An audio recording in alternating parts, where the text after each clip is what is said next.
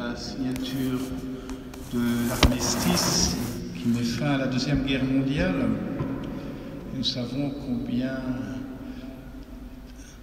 a pris une part importante l'un des fils de la Vendée dans cette fin de la guerre, cette libération de la France, le général de Lattre de Tassigny, qui, au nom de la France, a signé cette reddition de l'Allemagne à Berlin.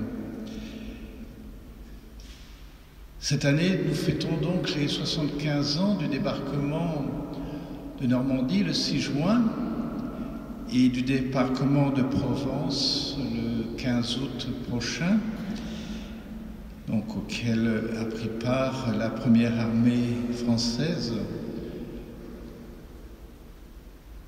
On ne mesure sans doute pas assez l'exploit qui a mené cette armée en 3 semaines des plages de Provence aux portes de l'Alsace devant Belfort, et ensuite la campagne d'Alsace au cours de l'hiver 44-45, et ensuite la conquête d'une partie de l'Allemagne jusqu'au 8 mai 45. Voilà, nous pouvons être fiers de tous ceux qui ont participé à la libération de la France, soit les forces intérieures, soit les armées débarquées sur le territoire français. Nous pouvons être fiers de notre drapeau et de tous ceux qui l'ont défendu au cours de cette terrible guerre. Nous avons le devoir de mémoire, le devoir de nous souvenir de tous ceux qui ont participé ainsi à la défense et à la libération de notre pays. Nous pouvons bien sûr prier pour eux et toutes les victimes civiles qui furent hélas très nombreuses, en particulier dans le débarquement de Normandie. Mais si nous avons le devoir de faire mémoire du passé et de tous ceux qui nous ont précédés et défendu notre pays, c'est pour être à la hauteur de notre mission aujourd'hui dans la défense de la paix. Et c'est plus qu'une défense, car la paix n'est pas un état dans lequel nous pourrons nous installer. Mais oui, je crois qu'il faut parler du combat de la paix. Cela demande une vigilance, un engagement de chacun d'entre nous pour résister aux démons de l'insouciance égoïste ou des méfiances et des peurs irraisonnées, contre les ferments de division qui sapent de l'intérieur toute paix. Aujourd'hui, sans doute, notre pays et l'Europe est à un tournant de leur existence. Cette paix, donc, qui a pu être maintenue depuis 75 ans, et c'est en soi un petit miracle. Jamais dans l'histoire de la France il y a eu une aussi longue période de paix. Cette paix, donc, nous avons non seulement à la défendre, mais à aller plus avant. Je dirais, l'offensive de la paix peut garantir la paix. Nous allons bientôt avoir ces élections européennes. Les enjeux sont complexes, souvent difficiles à comprendre. Et il est évident qu'on peut avoir des convictions différentes, et même quelquefois opposées.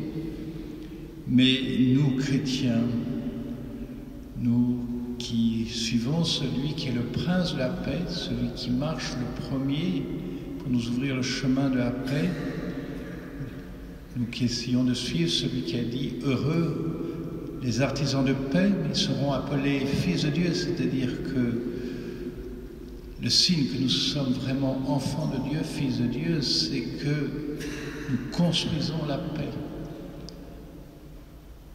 à la suite de Dieu même, qui est l'origine, la source de toute paix. Donc, si nous voulons nous dire chrétiens, nous avons un devoir particulier de promouvoir la paix dans les relations de tous les jours que nous pouvons avoir.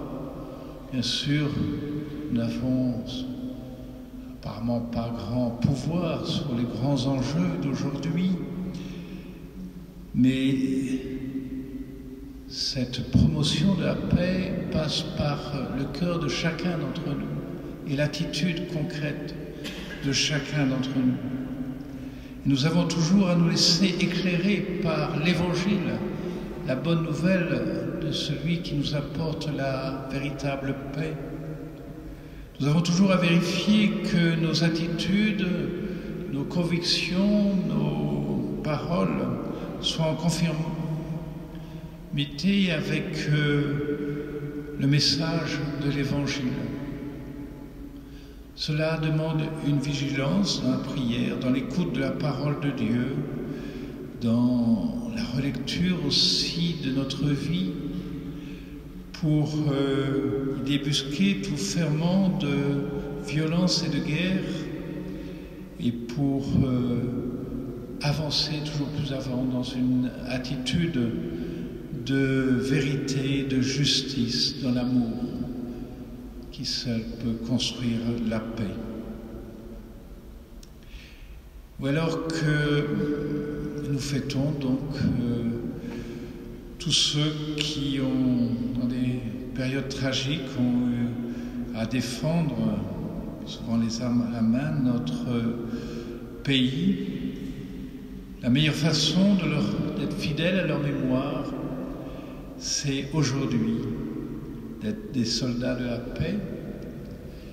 Et un soldat, cela demande d'abord une vigilance pour être toujours à son poste, toujours aux aguets, je dirais, toujours vigilant, pour combattre tout ce qui peut affaiblir cette paix et surtout aller de l'avant, être offensif pour que cette paix puisse encore grandir, d'abord dans notre cœur, dans notre vie, dans nos familles, dans nos villages, dans notre pays et ainsi dans le monde entier.